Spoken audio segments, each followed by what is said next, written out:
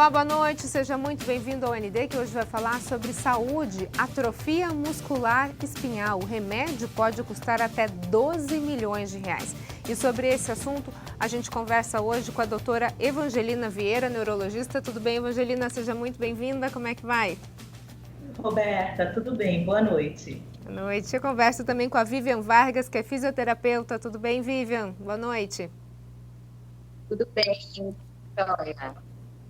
Vamos conversar sobre essa doença, entender por que esse medicamento é tão caro. Para a gente começar, então, doutora Evangelina, o que é atrofia muscular espinhal, mais conhecida como AME? A atrofia muscular espinhal é uma doença genética, familiar, neuromuscular progressiva. O que ela faz? Ela tem, é uma alteração que acomete o neurônio motor, e esse neurônio motor, ele é responsável por mandar o comando para o movimento muscular. Então, por exemplo, se esse neurônio motor está comprometido, vai acontecer uma hipotonia, uma fraqueza muscular que é progressiva e uma atrofia desses músculos. E a criança nasce com isso e pode se desenvolver no decorrer da vida? Como é que funciona? Tem vários tipos da miotrofia espinal. Tem a forma que é mais grave, que é a tipo 0, em que a criança já é acometida intraútero. Tem a tipo 1, que é a mais frequente, 53% dos casos de amiotrofia são tipo 1, elas acometem crianças antes dos 6 meses de idade. E a criança nasce bem, só que aí você espera que em torno de 3 meses a criança comece a sustentar o pescoço, e isso não acontece. E existe algum tipo de medicamento, neurologicamente falando, o que acontece com o corpo e com as suas funções? Então, a gente está falando que o neurônio ele não manda mensagem, por exemplo, para respiração, para movimento de músculos, é isso? Isso mesmo. Então, vai acometer o neurônio motor, que fica numa partezinha da medula chamada corno anterior. Vai acontecendo uma degeneração desses neurônios, e aí com isso vai acontecendo uma fraqueza progressiva. Então, a criança não vai conseguir sustentar o pescoço, sentar, deambular, se for na forma tipo 1. E isso também vai acometer a musculatura respiratória, então vai dar uma dificuldade para respirar, vai alterar a deglutição, porque acomete também as musculaturas do bulbo. E aí, às vezes, você pode observar que a criança apresenta uma fasciculação de língua, que é um tremor na língua, e junto com isso a dificuldade de deglutição. Muitas vezes, com a evolução da doença, elas vão precisar de auxílio de um respirador, de ventilação mecânica. Doutora Evangelina, existe alguma causa? Por que eu pergunto sobre a causa? Para entender se existe alguma forma de prevenção. A senhora falou que no tipo 0 teria como a gente fazer o diagnóstico intraútero, é isso? Nos outros mesmo. tipos devem acometer depois que a criança nasce. Isso mesmo. É assim, como é uma doença familiar, ela é uma doença familiar autossômica recessiva. O que é isso? Para a doença acontecer, você precisa ter o pai e a mãe portadores. Então, a hora que une os genes, aí a doença aparece. Só que, por exemplo, se é uma primeira gravidez e não teve nenhuma história familiar, nenhum dos dois lados, por exemplo, habitualmente não se faz o aconselhamento genético. Mas se a mãe já teve, por exemplo, um aborto anterior ou uma criança que teve amiotrofia espinal, aí nessa gravidez pode ser realizado o exame sim. Agora a senhora falou de mães e pais portadores, precisa ter os dois lados. Como que a pessoa sabe se ela é portadora? Existe algum tipo de sintomas que possa pré-diagnosticar isso? Não, o portador normalmente é assintomático. E os órgãos mais afetados dessa criança, então, são geralmente a respiração e os músculos? Isso, há comprometimento da respiração, da deglutição, a fraqueza generalizada, pode ter um acometimento também articular, por isso a importância de uma intervenção precoce, diagnóstico precoce. Eles podem também apresentar alterações gastrointestinais, obstipação intestinal. Então é necessário um acompanhamento multidisciplinar, assim que é pensado no diagnóstico. E aí, quando a gente fala, então, nesse atendimento multidisciplinar, entra também um trabalho que é extremamente importante da fisioterapeuta, é isso, Vivian? Com certeza. Vivian, me escuta? Isso, é um trabalho importante. Eu escuto. Vocês estão me escutando? Sim.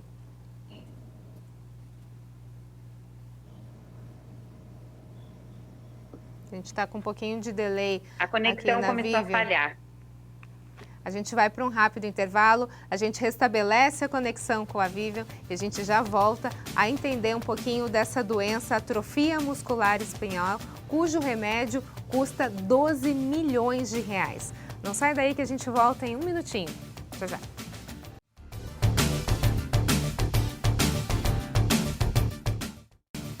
ND de volta hoje falando sobre a AME, atrofia muscular espinhal, uma doença cujo remédio pode custar até 12 milhões de reais.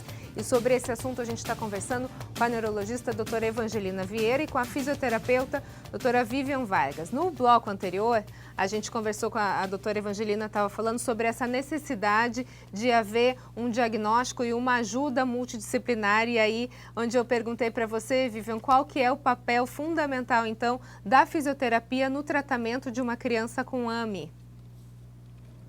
Isso. O fisioterapeuta, ele atua em duas vertentes, tanto no aspecto motor quanto no aspecto respiratório, né? Então, quanto no aspecto motor, a gente vai atuar estimulando o desenvolvimento infantil, né? Tentando estimular a sequência do desenvolvimento infantil que a criança deveria passar. A gente vai estimular o controle cervical, sentar, o rolar, e assim por diante, na prevenção de deformidades através dos alongamentos musculares, na prescrição de órteses e demais tecnologias assistivas. Então, andadores, cadeiras de rodas, se necessário, então, órteses, o que mais a criança necessitar nesse momento.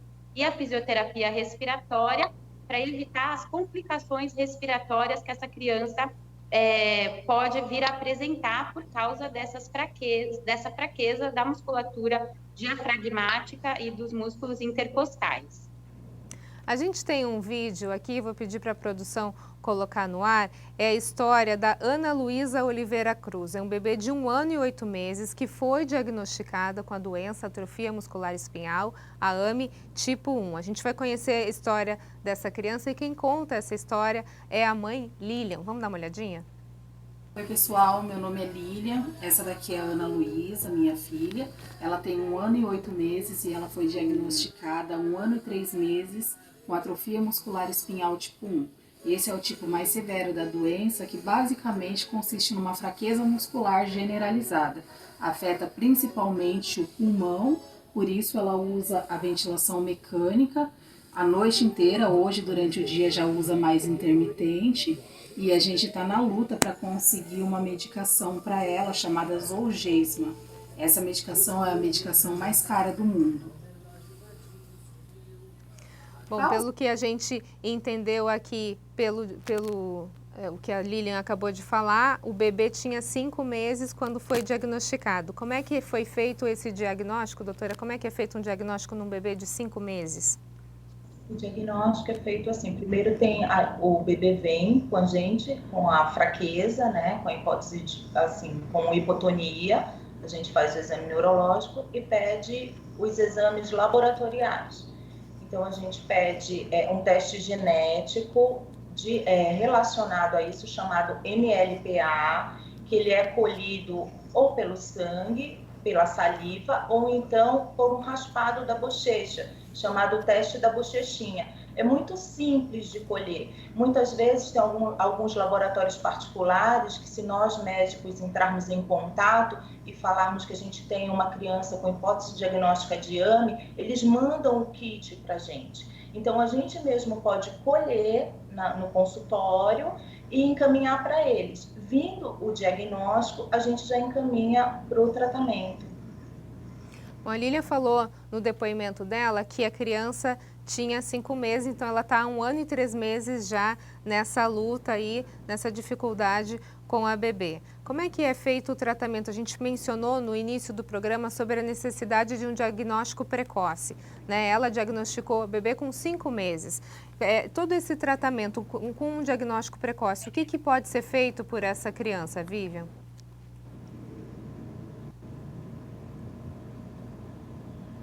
O tratamento, ele é feito normalmente em caráter domiciliar, geralmente com uma estrutura de home care, né? E isso, às vezes, no Brasil é bastante difícil, porque se o paciente não tem condições de ter um plano de saúde, é muito difícil essa estrutura, você montar uma estrutura dessa dentro de um ambiente domiciliar, para manter toda essa estrutura de fisioterapia, fonoaudiologia, terapia ocupacional, para garantir todo o tratamento que a criança venha precisar. Agora, dentro desse tratamento todo, também tem as questões dos medicamentos, é isso, doutora? A gente pode dizer que existe cura para a AME? É assim, agora, desde 2017, começaram a ser liberados os medicamentos. Em 2017, nós tivemos a liberação de uma medicação chamada Nusinersen, que é o Spinraza, só que essa medicação ela é feita por administrações intratecais, que é dentro do canal medular. E ele também, por exemplo, o que essa medicação faz? Ela faz com que o AME tipo 1, ele melhore a condição clínica da doença. Ele não cura, mas ele melhora a evolução, o prognóstico. Por exemplo, uma criança que rapidamente ia evoluir para uma ventilação mecânica, isso não vai acontecer. Então, ela começa a ter as aquisições, que ela não, por exemplo, teria dificuldade para sentar ou não sentaria, ela consegue adquirir essas aquisições com essa medicação. Então, a gente não está falando de cura, né? A gente está falando de um aumento na qualidade de vida desse bebê. Isso, melhora na qualidade de vida. E essa medicação são feitas, por exemplo, fez o diagnóstico, conseguiu a medicação, então faz a primeira dose, dali a 15 dias outra dose, 30 dias outra dose, 60 dias outra dose. Depois, a cada 4 meses, a criança mantém recebendo a medicação. O segmento, né, medicamentoso seria o controle com a medicação.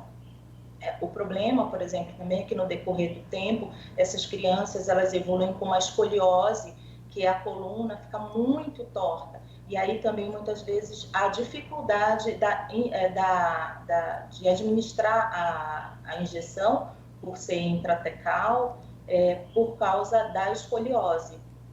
Mas dá para fazer. E agora, essa medicação que a mãe da criança falou, que se chama Zolgensma, é uma medicação, é uma terapia gênica em que há uma modificação, eles preparam, ele é feito através de uma alteração genética em um vírus, que é o adenovírus. Esse vírus, ele é administrado na criança de forma endovenosa, e ele vai até o neurônio motor da medula e modifica o DNA do neurônio da pessoa. E aí ele começa a produzir a enzima que ajuda a manter os neurônios motores vivos. A gente vai para um rápido intervalo e na sequência a gente vai entender um pouquinho mais sobre esses 2 medicamentos, a diferença deles no tratamento da atrofia muscular espinhal. Não sai daí, um minutinho, eu volto já já.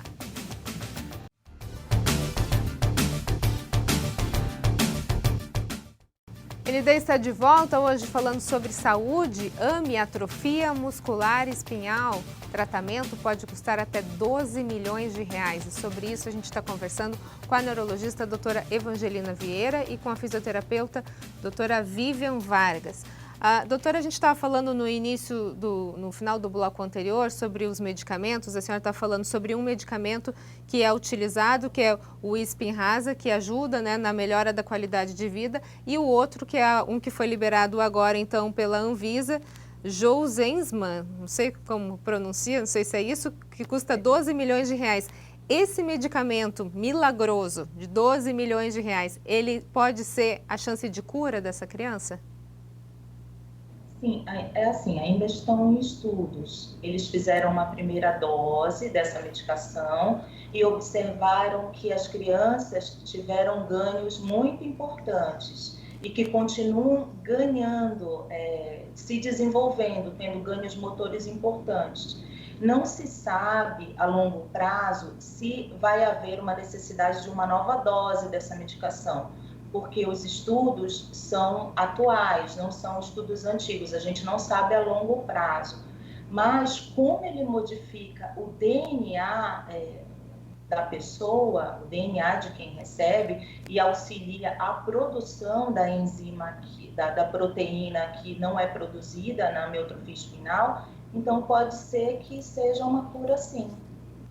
A gente tem mais um vídeo aqui da Lilian, a mãe da bebê Ana, que fala um pouquinho sobre essa possibilidade desse tratamento, esse novo remédio, e aí então ela pede ajuda das pessoas. Vamos ver? Nós estamos fazendo uma campanha pelo Instagram, pelo Facebook, através da internet, através de compartilhamentos, para conseguir os 12 milhões que esse novo tratamento custa. Ele é um tratamento gênico, ele vai dar para a Ana a possibilidade de ter todos os movimentos comuns, como eu, como você temos. Ela tem grandes chances de sair da ventilação mecânica e não depender mais de todos os aparelhos e toda a rotina desgastante que ela tem todos os dias.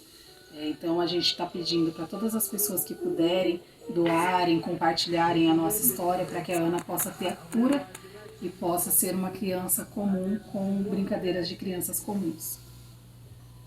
Imagino, né, a dor e a angústia dessa mãe tentando arrecadar 12 milhões de reais. Doutora Evangelina, por que esse medicamento é tão caro? Segundo o laboratório, foram pelos gastos, né, em pesquisas, mas nós não sabemos se isso vai se manter porque é incompatível com a realidade das pessoas. Como foi lançado agora há pouco tempo, vamos ver se a longo prazo esse preço vai baixar, né? O outro também, o Spinraza, era mais caro, apesar de ainda ser caro. A primeira fase do tratamento, que são aquelas primeiras 4 aplicações, elas custam R$1.800.000. Não é um tratamento barato também, mas ele tá diminuindo o preço. Então vamos ver, pode ser que aconteça o mesmo com a terapia gênica. Em algum momento existe algum mecanismo para se conseguir esse medicamento por parte do governo? A terapia gênica, isso. Você fala? Por enquanto ainda não. Os dois, né, na verdade, acho que os dois são valores altos. Isso, o Spinraza sim, entra a partir do momento em que é feito o diagnóstico, o médico preenche uma solicitação para medicação de alto custo e a pessoa vai até a farmácia de alto custo e consegue a medicação pelo governo. E aí leva até o médico onde vai ser feita a aplicação. Esse medicamento novo a gente ainda não tem acesso pelo governo?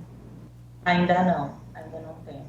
Por isso que a gente percebe alguns casos, não só o caso da Lilian com a bebê Ana, mas a gente teve alguns casos aqui na região onde as pessoas que enfrentam esse problema também continuam fazendo vaquinha, pedindo ajuda das pessoas, porque 12 milhões de reais é o custo desse medicamento. Gostaria de falar um pouquinho com a Vivian. Vivian, para a gente finalizar essa questão do tratamento da fisioterapia, o que pode ser feito com esses bebês assim que é feito o diagnóstico, que tipo de exercícios e o que eles vão ajudar, então, na qualidade de vida dessas crianças? Então, a fisioterapia é essencial, né? Na realidade, a gente, principalmente agora, com essas medicações, que são as novas drogas promissoras para o tratamento, a gente precisa manter essas crianças o mais saudável possível. Então, livre de deformidades, mantendo essa coluna ereta, como a doutora Evangelina falou, da escoliose, então prevenindo essas maiores deformidades, para que essas crianças consigam ter um desenvolvimento o mais funcional possível, né? Então, a gente, é importante que os fisioterapeutas realmente estejam especialistas nessa área, tenham um conhecimento realmente da patologia, para poder atuar diante dessa doença, né, da amilotrofia espinhal, dessa condição. E, hoje em dia, são os fisioterapeutas que quantificam a evolução pós o uso da medicação. Então, existem escalas de avaliação padronizadas que a gente faz pré-uso da medicação e após o uso, para a gente poder mensurar quanto de ganho essa criança teve com a medicação. Ok, doutora Evangelina, Vivian Vargas, muito obrigada pela participação de vocês. A gente encerra esse ND aqui, desejando a todas as mães, assim como a Lilian, que enfrentam esse problema da atrofia muscular espinhal nos seus filhos, muito sucesso, que Deus abençoe vocês. Muito obrigada pela participação. O ND fica por aqui, uma ótima noite para você. Fique agora com o Jornal da Band, a gente se vê. Até mais.